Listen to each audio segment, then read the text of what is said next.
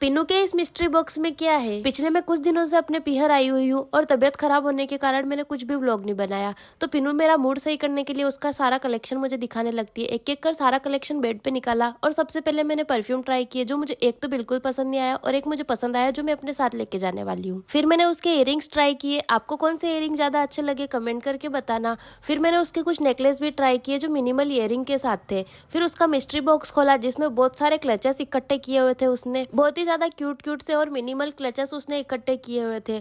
फिर उसने मुझे अपना मेकअप बॉक्स लाके दिया। मुझे मेकअप का म भी नहीं आता है, पर मैंने एक एक कर उसके सारे मेकअप प्रोडक्ट्स को ट्राई किया। पिन्नू मुझे अपना स्किन केयर कलेक्शन भी दिखाना चाहती थी, पर मेरी तबीयत खराब होने के कारण मैं उसको ज्यादा टाइम नहीं दे पाई। आप कमेंट करके बताना आपको उसके प्रोडक्ट में क्या ज्यादा अच्छा लगा। बाय।